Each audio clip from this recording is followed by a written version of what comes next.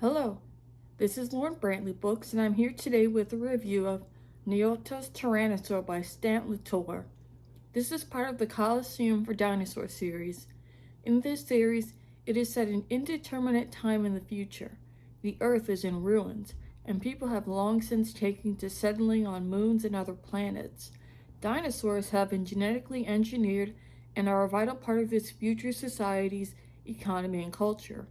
One of the ways dinosaurs are used for is an event known as the running of the Tyrannosaurs. This is essentially like the running of the bulls except with tyrannosaurs. In the running of the Tyrannosaurs, all women athletes compete to outrun tyrannosaurs. The athletes are genetically enhanced with micro machines in their blood called nanites. These nanites can increase speed, change the appearance of the women, and even heal wounds quickly. The running of the Tyrannosaurs is a televised event and is reminiscent of the Roman Colosseum blood sports of old Earth. Nyota Madaki, also known as Jaguar, her athlete name, is one of the athletes that competes in the running of the Tyrannosaurs. She and her fellow athletes are trained by a stern teacher named Mai Changyin. The story begins when Nyota wakes up all alone on an asteroid that had been hollowed out and terraformed into a haven for dinosaurs. The dinosaurs used in the running of the Tyrannosaurs and for other things are raised here. This is essentially a nature reserve for dinosaurs, and Nyota is the only human to inhabit it. She does not remember what led to her being left alone in the dinosaur world, but she is all alone, cut off from Mai Chengyan and her fellow athletes. She has nothing but her bare fist and her nanites to fend off the countless carnivorous dinosaurs of this asteroid world. At first, Nyota focuses on trying to get in contact with Mai Chengyan to be rescued, but it soon becomes apparent that it is impossible. For the first time since she was taken away from her family to be trained as an athlete, Nyota is entirely alone and exposed. As an athlete, Nyota's appearance was changed by the nanites to suit the taste of the audience, but now that she's alone, her appearance has reverted back to her original state.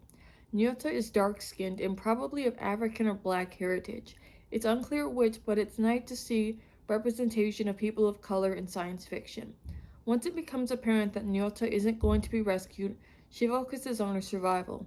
As it so happens, she comes across an abandoned Tyrannosaurus egg, and she decides to hatch it. The egg gives Nyota a new purpose in life, and after a few harrowing encounters with raptors, adult tyrannosaurs, and more, the egg finally hatches for Nyota. She names him Mkimbiaji, which means runner. Now that Nyota has Mkimbiaji at her side, he gives her a new purpose, to somehow make the inhospitable dinosaur reserve a home. This is a story about survival, both of the body and mind, and Stant Litore does a great job making the dinosaur reserve a lush and lively and harrowing environment. We see a huge array of dinosaurs and other prehistoric creatures, and it really adds to the world building of this book. Speaking of the world building, this is a story within a larger, fully developed world, rich with its own culture and history. Each chapter begins with a quote that gives the reader a nugget of the history of this alternative universe, and it really helps put Nyota's story into perspective.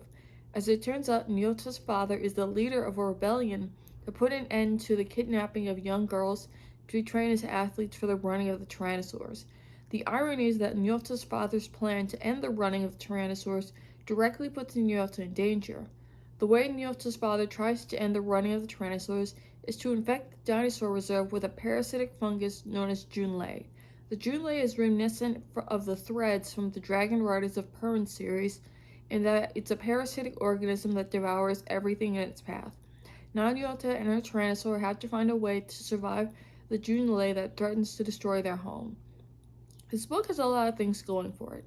For one, Nyota is a determined protagonist who struggles with her identity, and it was really satisfying to see her personal growth over the events of the story. As it turns out, Mai Changyan had been drugging her with the tea that wiped out her memories of everything before becoming an athlete. Over the course of the story, Nyota pieces together her past, one fragment at a time. It's empowering to see this young woman take back her identity. As Nyota rediscovers her identity, we, the audience, learn more about the history of injustice Nyota's people has faced and get an idea of the struggles this alternative universe has gone through. Given the times we live in nowadays, it's important to have stories that encourage people to stand up for their rights. I may be a bit biased, but there's something about a simple story about survival in the face of great odds that just appeals to me on a personal level. I don't know why, but I notice I gravitate to stories like that. Seeing a protagonist carve out a niche for themselves in an unforgiving world is very satisfying to watch, and I really came to empathize with Nyota's struggles. With so many people fighting for their basic rights nowadays, there's something about a simple story of surviving against the odds that's empowering to me. Stant and Litore has definitely done their research on dinosaurs, and the dinosaurs they create are mostly accurate. The one big inaccuracy I could spot was the fact that the Tyrannosaurus had feathers. Scientists have found lots of skin impressions of Tyrannosaurus rex, and none of them have feather impressions. Scientists mostly agree that Tyrannosaurus rex did not have feathers. Personally, I like feathers on Tyrannosaurs. I think it looks really cool and unique, so I can forgive the inaccuracy. Overall, I highly recommend Nyota's Tyrannosaur, and I will definitely be checking out more of this author's works. This book will appeal to dino lovers for sure, but honestly, I think anyone interested in science fiction would enjoy this book. Or if you enjoy tales about harrowing circumstances, or maybe even dragon lovers. The bond between Nyota and Mikambaji is similar to the bond that a lot of dragon riders and dragons have in stories between humans and dragons. And what are Tyrannosaurs if not the dragons of real life, after all? I am Lauren Brantley Books, and thank you so much for watching my review of Nyota's Tyrannosaur. If you've read this far in the review, I would like to hear your thoughts. Write it in the comment below. If you have made it this far in the video, be sure to comment what your favorite dinosaur is. For me, it's definitely the Tyrannosaurus Rex. If you liked the video, please be sure to like, comment, and subscribe for more reviews like this. Thank you so much, and I'll see you next time. Bye!